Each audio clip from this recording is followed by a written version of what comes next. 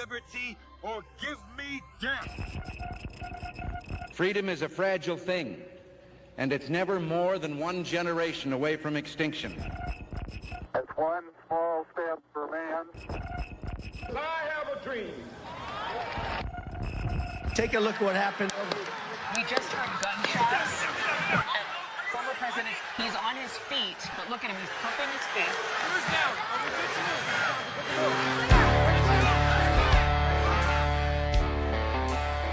The Patriot Connection, on the air, the voice of liberty. Welcome to episode number 1 of the Patriot Connection on the air.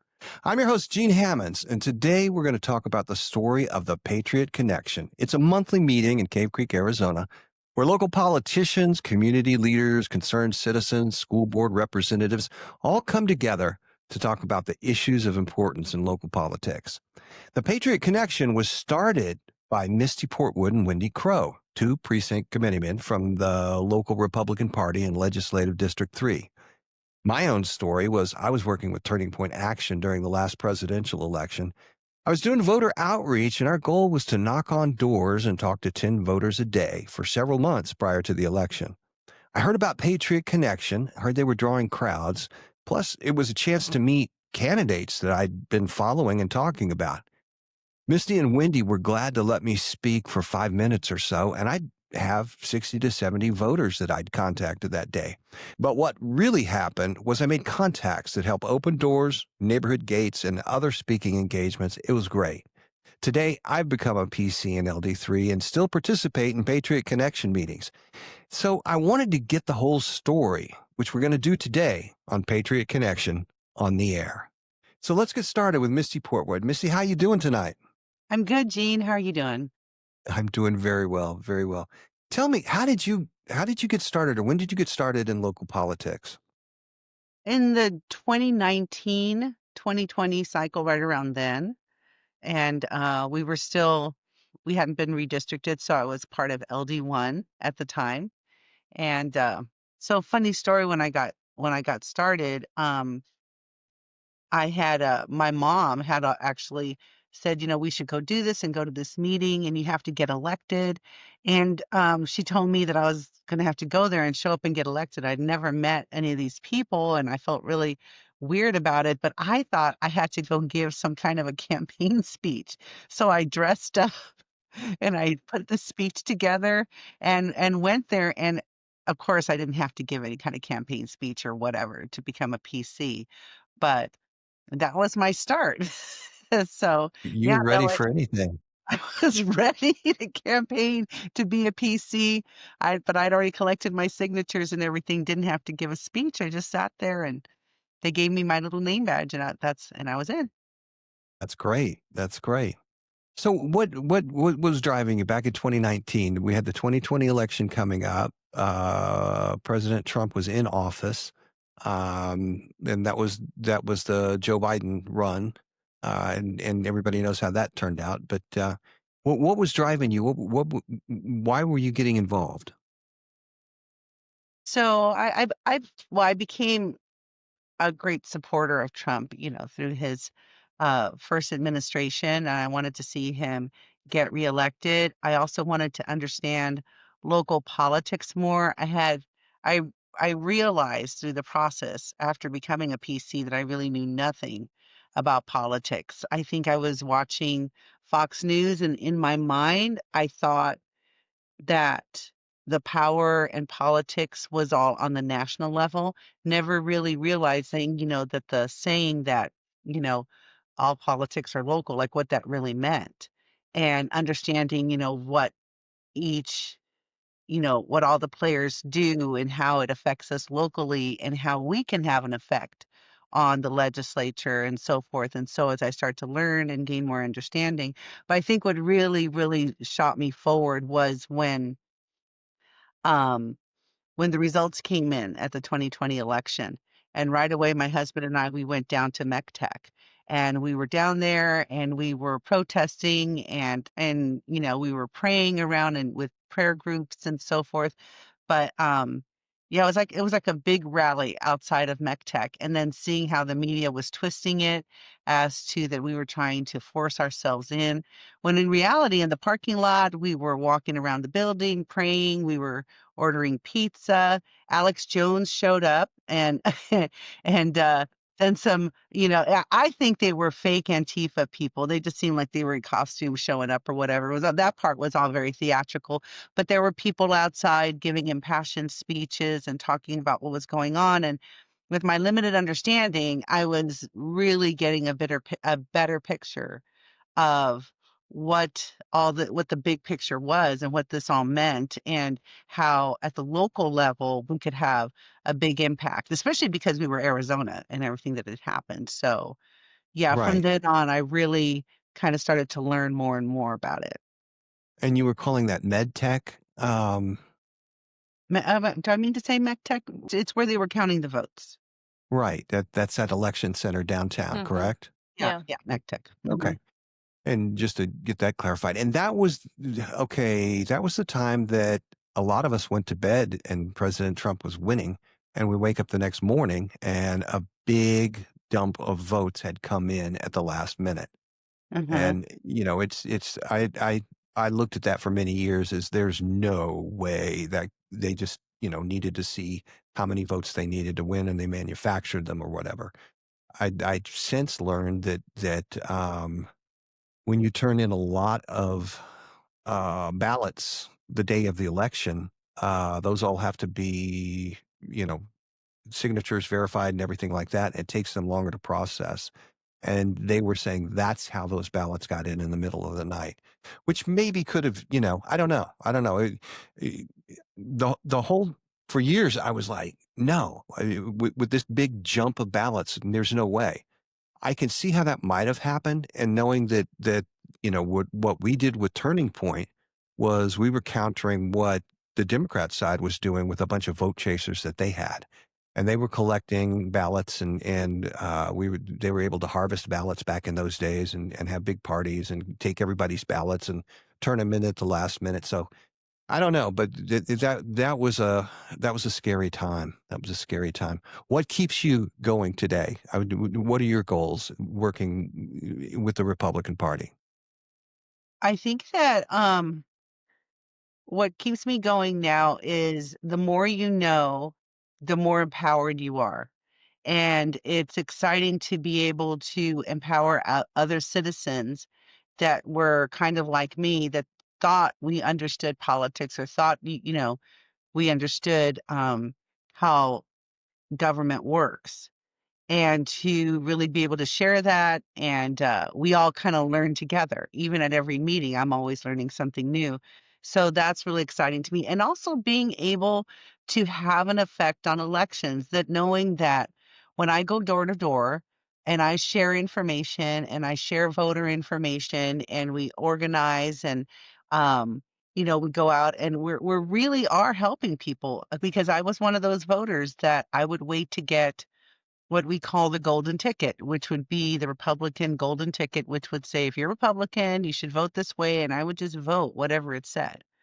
And never really knowing who they were, what the propositions were really about, and everything. And so now I feel more engaged, more empowered, and more able to uh, not only myself, but to empower other citizens to be activists, to be plugged in, and to really not only especially support our candidates and our legislators and our public servants, but to also ask questions of them and call them out on decisions that they make. And that's who we are. So it's not anything that's new. It's just you don't know the power you have as a citizen. People forget who that it is we the people. It isn't just a cute slogan. We are the government, and we need to take up that mantle and use it. Right. And I've been a PC now for 6 months or so, and it's just amazing what you learn about things that you didn't know about. You thought you knew about, but there's so much more that you uncover. And that's one of the things that I'm really excited about with Patriot Connection on the Air, is we can take these things that we're learning every day, every month, all the time, get them into the podcast format, and people can start finding out without making a big commitment and becoming a PC at first. But they're going to need to step up later. No, I'm just kidding. Um, so, Wendy, how about yourself? How long have you been involved in local politics? Well, it kind of started for me when I worked at one of the major hospitals here in Phoenix, and I worked in labor and delivery. And I would see illegals come in right as soon as they cross the border, have their babies, and they were considered citizens. And so I saw a lot of fraud going on and a lot of abuse of the system. And so I began going down and protesting where I could, where I felt that, my voice would be a little bit heard. It really wasn't, but it made me feel good. And then we Yeah. started looking for, or I started looking for Republican groups. And I was raised a Democrat, but I could just tell that the Democrats were allowing this to happen and kind of encouraging it. And so I felt like the Republicans had more of a, let's stop this and not so much send them home, but at least stop it. I mean, that would have helped. So I started looking around at for different groups that I could be a part of where I felt like I could make a difference. And I stumbled upon LD1, and that was before the redistricting, the redistricting in 2020. So I've been really going to like formal becoming a PC since 2019, and have been, going and participating and trying to do what I could to, be a part of making a change. So that's how I got started. And what these days, what's driving you to stay engaged and stay involved? I think just the whole MAGA movement is so positive, and there's so many people waking up to the fact that this country's a mess. We need to get back to our values, and really what drives freedom and, being lawful, following laws, all that. So it's very encouraging to me to see so many people waking up. Every day you hear about, Democrats that say, "Now, wait a minute, I checked on that and that's not right." And so I started checking further and I found out none of it's right. And so that to me is just like, bells going off and whistles, keep doing what you're doing. So, Right. When I was doing speeches with Turning Point, I would always take one of two ladies with me. One lady was Puerto Rican, and her husband was a policeman.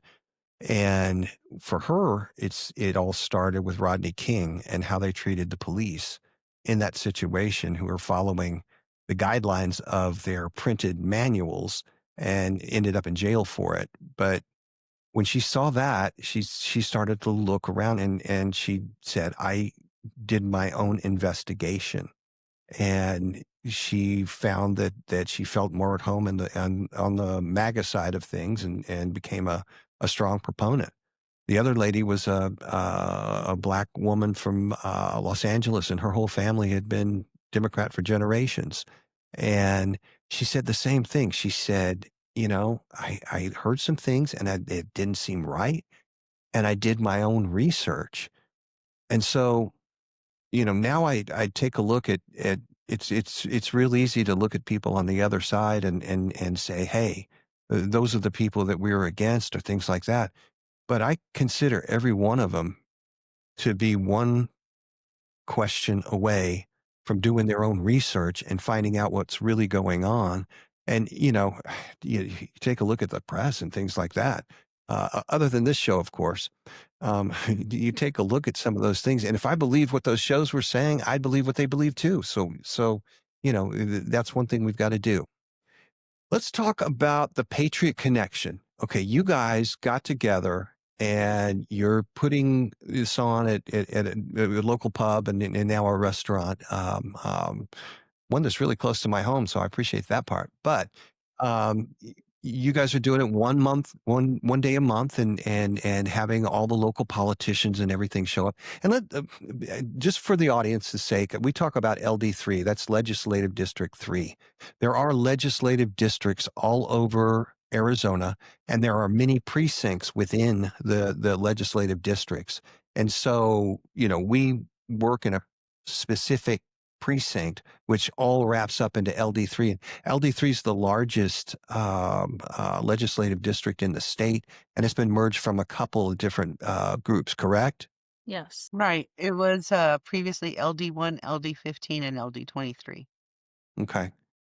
All right. And, that's a historic story, but I want to stay here with the Patriot Connection. When did you guys get the idea that you needed to start getting people out of the house one night a month and to your meetings? I wanted to, as I went out and saw and spoke to voters, I saw that really nobody knew how the system worked. And so I really wanted to provide a service to our local communities to have them come in and learn something about their government and meet their candidates. That was my original idea. And actually, that's how it worked out. I mean, it couldn't have worked out better, and the timing couldn't have been better for the 2024 election. We had all kinds of candidates just more than willing to come and speak. And it was just amazing. It was really amazing. Yeah, a little background. It's hard for local candidates. They can't afford big TV ads. There's, no local newspaper or anything like that. Radio's expensive, and everybody's listening to podcasts anyway. It's tough to get in front of an audience, as much. But tell us about, Misty, tell us about the first Patriot Connection meeting. Oh gosh, I want to say it was it in March? I think it was in March of 2024. I think that was our first meeting. And I'm trying to remember who were our first guests. I should have looked it up. Um, I think I can't remember right now. We've had some really awesome guests come, and it wasn't. I'm drawing a blank. Do you remember, I can't Wendy? remember either. I can't remember who it was Yeah, either. but they were all really gracious. We've had all the way like Abe Hamaday. I think it would be our highest ranking one, wouldn't you say, Wendy? That has come. And yeah, we've even there have been other media companies come to cover what we've been doing. And but yeah, it's I can't remember who was I should look it up. Now it's gonna bug me. Who was at our first meeting. But How did you get? How did you attract the crowd to show up? We just so started putting it out on social media and asking everybody to, pass it around to their friends and neighbors. And so I think a lot of it was PCs sharing the information and going on social media. So that's pretty much how it started. And then every time that we had a meeting, we had a sign-in sheet. So we'd make sure that we got them on the newsletter to make sure that they come back. And they have come back. So that was really nice. It was a positive. That's sort of great. I was having multi-precinct meetings because over here on this side of Legislative District 3, we have a lot of precincts that after redistricting were very small. They were sliced in half, some having where maybe they had 12 before, were cut down to 3 or 4 people. And so as a precinct captain, to have a precinct meeting and nobody show up, you've only got 1 or 2 precinct committeemen, and if they don't show up, well, then you're just meeting by yourself. So I started having these multi-precinct meetings that multiple captains, we could kind of like a co-op. And then Wendy has this mega precinct, which is probably one of the largest precincts, New River precincts in Legislative District 3. So I was like, and she, and I we were talking about, because one of the things that as precinct committeemen that you should do is have like a house party or a neighborhood party where, you try to get at least 30 people there. And if you can do that, then somebody that is running for office is more likely to feel like, okay, that would be worthy, good time spent because I'll get to meet 30 or more people in this area. And so then I said, do you want to partner up and we'll do New River and all these little precincts added up to one New River precinct. So yeah, we start, and so with those people, and we were telling them about it, and then they kind of started to show up, and they would tell their friends. So it was like Wendy said, definitely as far as bringing in community members that probably didn't even know what a precinct committeeman was, social media. We just became members of a lot of local um, conservative Facebook groups, and then also the precinct committeemen inviting people. So, sometimes it's about, like last night, there were more, I believe, Wendy can correct me if I'm wrong, I think there were more non-PCs there than there were PCs. And that was the first. So, yeah. So we had school district folks representing school districts there, which I had no idea some of the challenges those guys face, but learned all about it last night. And we had a lot of folks that had dealt with the school boards before and things like that. And if you don't want to say it's contentious, but people ask questions, and that's a situation where you can do that and get a better answer, or at least challenge some of these guys that you're not going to see that on TV in a 30-second spot or anything like that.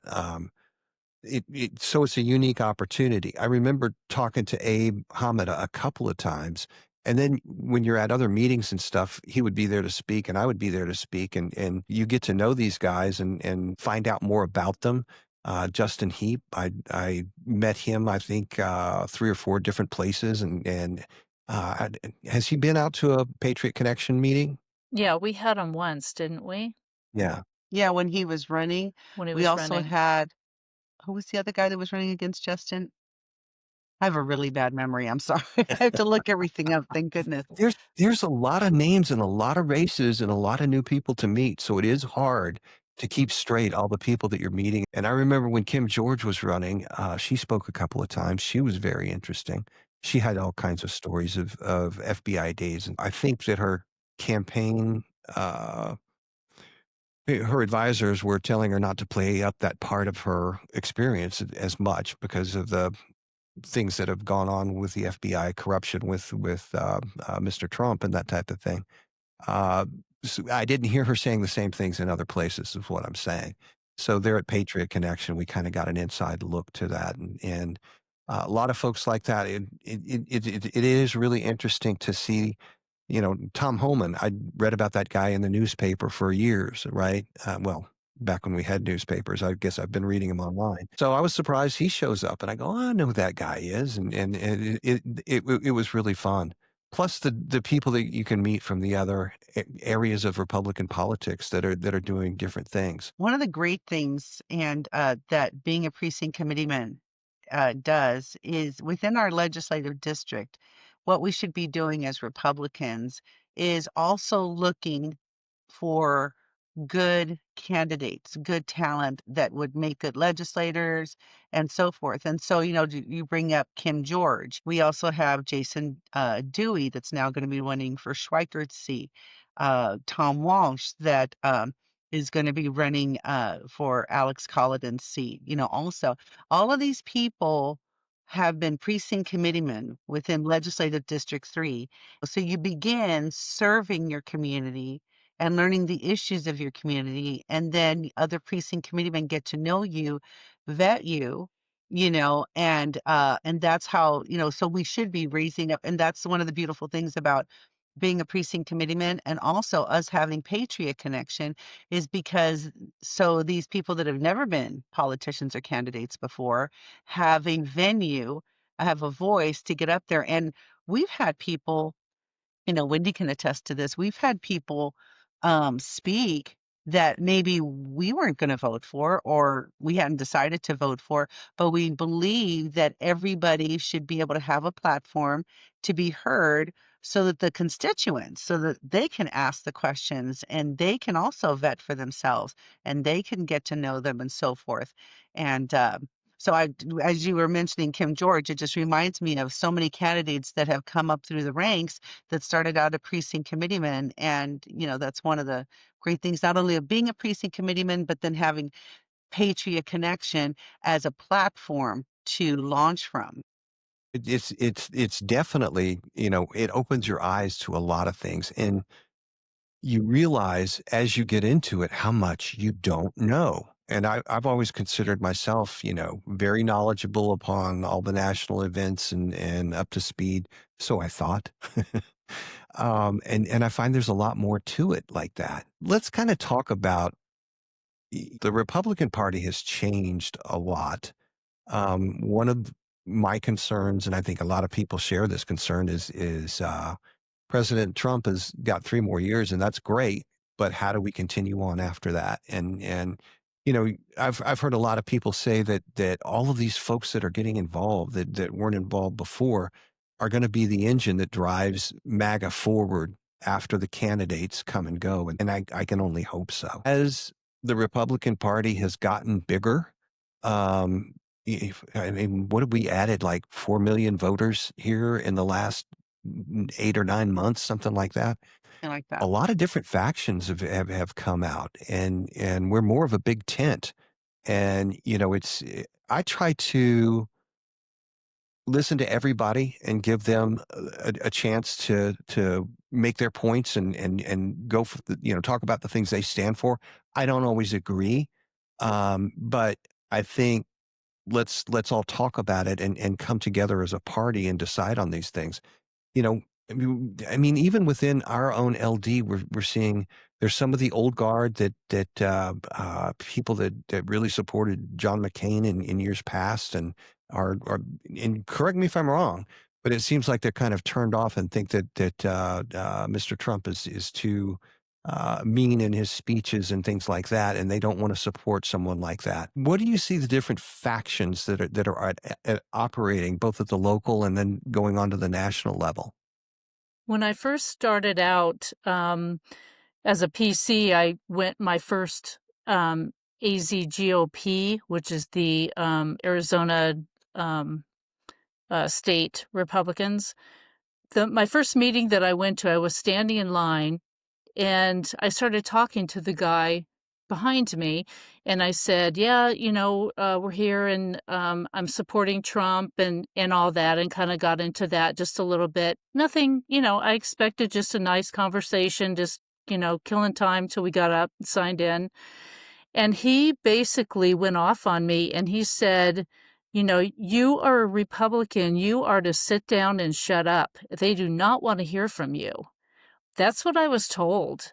And I turned around and I said, sir, you may be in the old Republican Party. This is not what the Republican Party is going to be doing from here on out. So you better get used to it.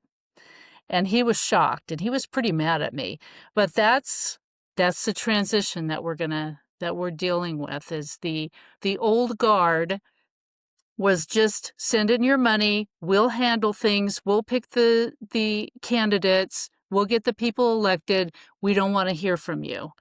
And so that's, I think, why they're really upset, is because the MAGA people are coming in, guns a-blazing, trying to change things, and they don't like people speaking out. That's uncomely of you.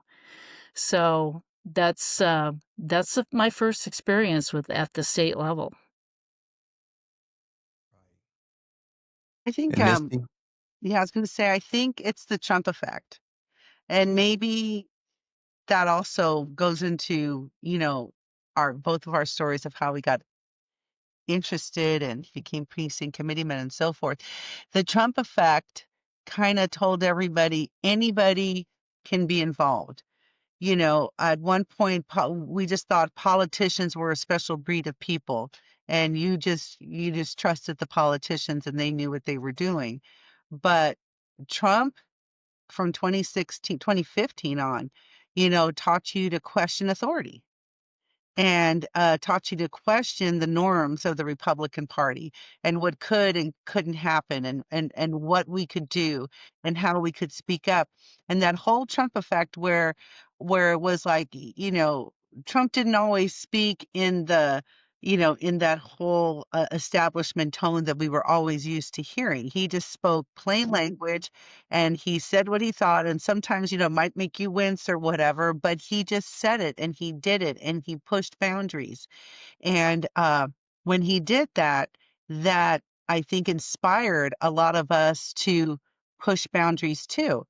And probably, I would say, since Trump, you could probably see this, and I don't mean it in a negative way, but you could probably see the multiple factions or fractures within the Republican Party, not saying to its demise, but I think to its betterment. That it wasn't this, we could very much be like, many Democrats that we see, that the Pelosi Democrats, we just fall in line. You just fall in line, you hold that line no matter what. And sometimes, having all these different factions within the Republican Party can be difficult, but I think that it has given a better voice and a greater voice to all Republicans, to all conservatives, and we've really become that party that I think is more attractive to an independent voter than not. And, yeah. I also think that media has disintegrated, partly because of what they stood for, but partly because of technology. I mean, we've got more people listening to podcasts now, and more diverse viewpoints going on than we've ever had before. And there's more of a everybody gets to be active rather than everybody sit down and shut up and here's the way you go and everything like that. I can remember when Ronald Reagan was looked down upon as, oh, that guy's just an actor. And, we don't want him in the Republican Party. And he turned out okay. Yeah. I also worked on the George Bush and Jeb for governor in Florida. Um, and, George W. was always looked at as the conservative one coming up. And as after he got into office, it only slowed the growth of government. It didn't make government any smaller. Participating in these events where we get to know these politicians and everything like that gives us an opportunity to hold them accountable that this is not what we voted for you for. We don't have that pressure of the mainstream media filtering everything that used to really. Politicians, I think, wanted to get some good press. And so they did some things that were considered more middle of the road or less conservative. Or at least that's the way it looked to me and the way I saw it then. But we do have a big tent now, and it takes a lot of different voices. And I think we're learning to come together and do as one. Question, big question. How do we get our local Republican efforts to do what President Trump has done? He's gotten a lot of things done, right? He's moved forward on a lot of different areas, and there's reasons for that. He had 4 years off to start planning for this, and he put a team together that he could trust and things of that sort. How do we get our local group doing things like that have real impact rather than everybody, worrying about the bylaws? Are you talking about group as in the LD, or are you talking group about our politicians like the legislators? I'm thinking starting with the LD. How do we get our LDs to become MAGA LDs and actually get things done? I've been to LD 12's district meeting, and they have some great organization there. They've got a lot of people overseeing a lot of groups. They have precincts set up on a website, their district website, where their precincts are held accountable for things that they're doing. for contacts that they're making. People can go into the district email, or not email, but website, and look up the precinct that they're supposed to be doing. It has contacts. It has, all the information about all the committees and everything. So I think that would be a huge help, is to get ourselves organized like that, and have some really good committees to work and be held accountable for what they're doing. That's good to know. That's good to know. What are your thoughts, Misty? I think that uh, LD3 is on its way to becoming a really well-run machine also. And I think that since the redistricting, it was really hard on LD3. There were a lot of growing pains and a lot of division. But I think we're on the right path now.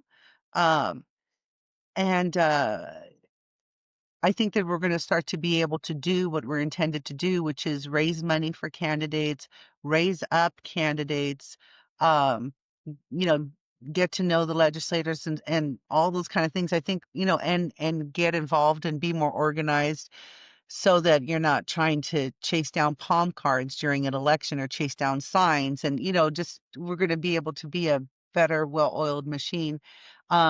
I think because of the problems since redistricting, there was a lot of focus on the minutia, and but it had to be worked out. So it's almost something that had to happen. But I really have I have a lot of faith in the things to come.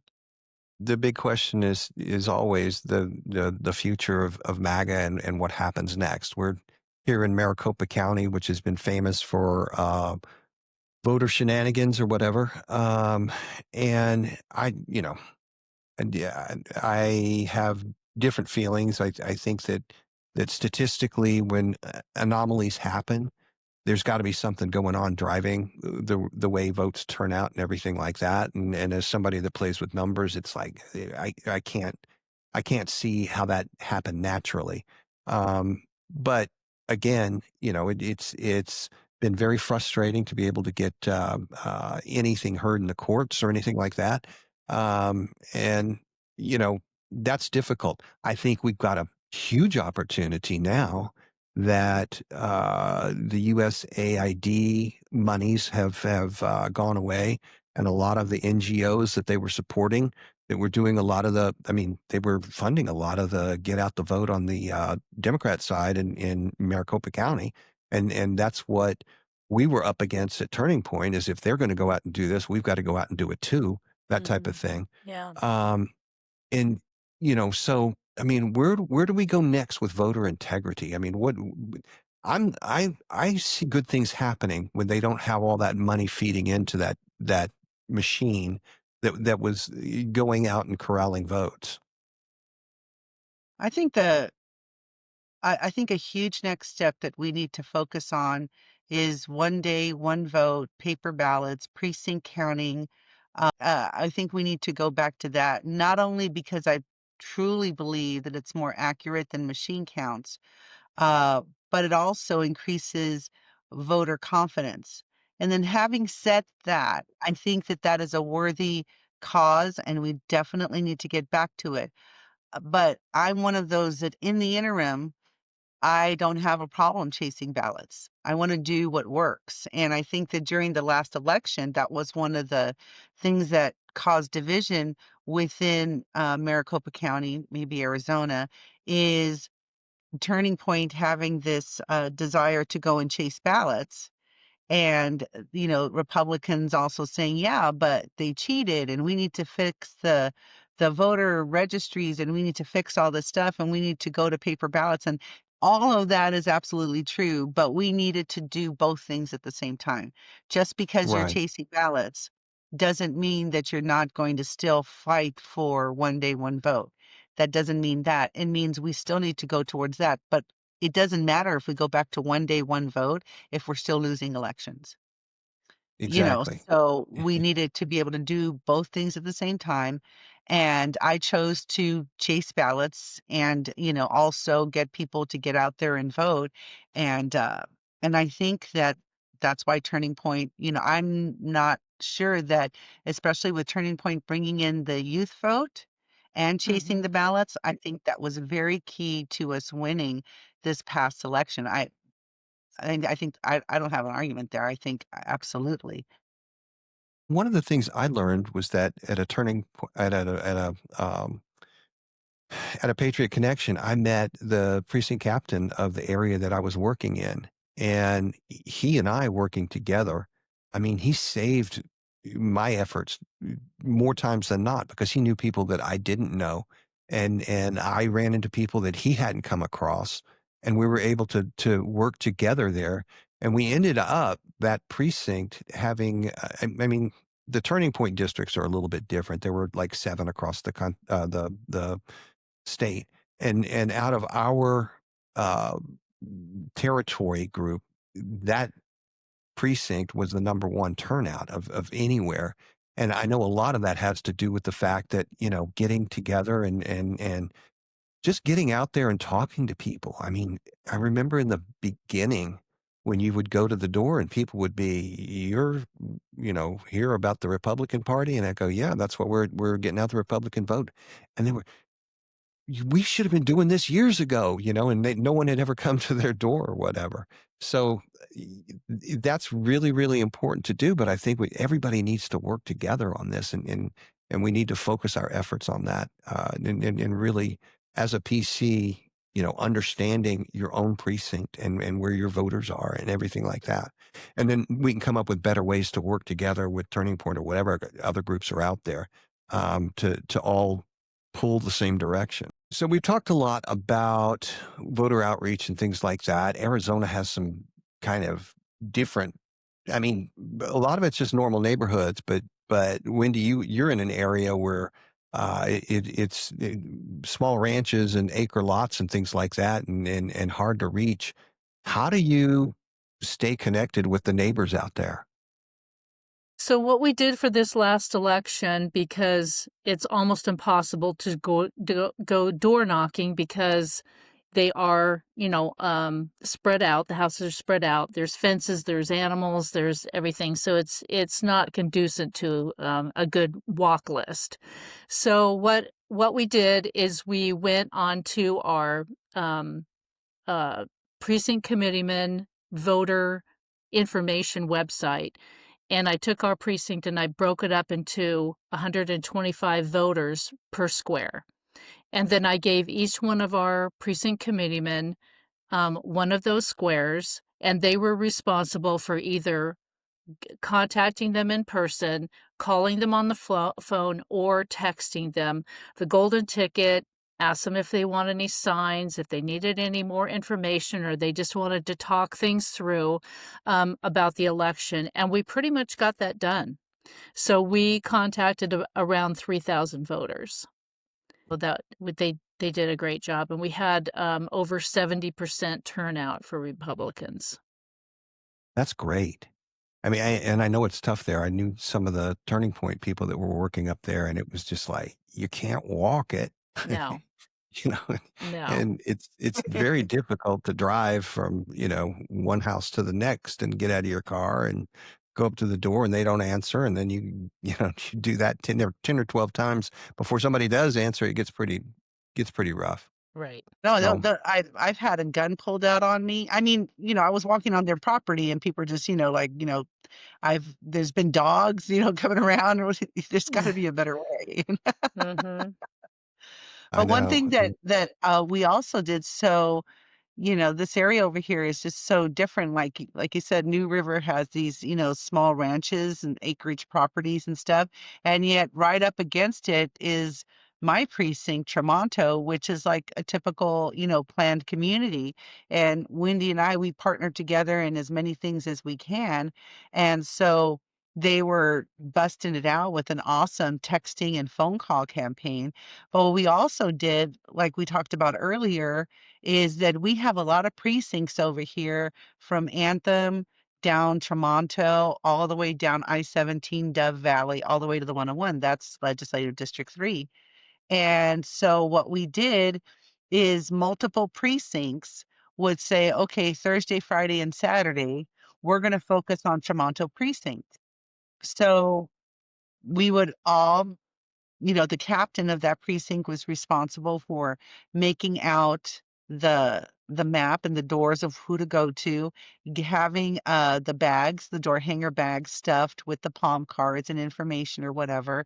And you'd have everybody show up and you'd give them a bunch of stuff with a map and they would go out and help you. And then the following week, okay, Thursday, Friday, Saturday, we're going to focus on Gavilan Peak precinct in Anthem, and we'd all go over there and we would help that precinct pass out because some of these, even if you have 5 precinct committeemen, they're not always available or active. So, Hmm. Right, being right. able to cross those precinct boundaries and help each other, so you do what you can and you help each other out and you're never by yourself. And if you don't feel comfortable going door to door by yourself, which I don't think you should go by yourself, you always have Hmm. somebody with you. And it's a lot of fun. I enjoy doing it. It can feel Hmm. awkward the first door or so, but after that, I enjoy it. You're a better person than I am. I had to really psych myself up to go do that.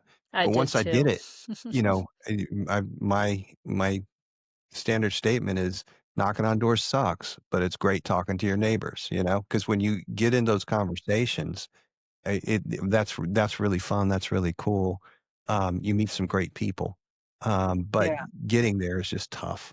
Yeah. So what we're looking for, I think in LD3 is we've got what 200 open PC slots for people to become involved. And now this is an official office, and we get signatures from the county commissioners that you've been appointed to this office or elected to this office or whatever. That's a part of the Republican Party at the grassroots level. What we also I've always looked for is people to just, hey, would you just talk to the people on your block, and you get people to commit to that type of thing, and trying to get people to come out to Patriot Connection. I mean, this is a great way for them to kind of get an idea. Until last night, I had no idea what the school boards were doing. I mean, they say that everything is simple if you don't know a darn thing about it. Right. And you'd always go, what's wrong with the schools? What's wrong with the schools? But they face some challenges and, they do some hard work and have to make difficult decisions and things like that. And money's not just flowing and all that type of thing. Um, so learned a lot about school boards I did not know before, that type of thing. County commissioners, that's I think that's just an Arizona thing. I mean, we've got county judges, we used to call them back in Texas. They weren't really in a court, but that's kind of the office that they held.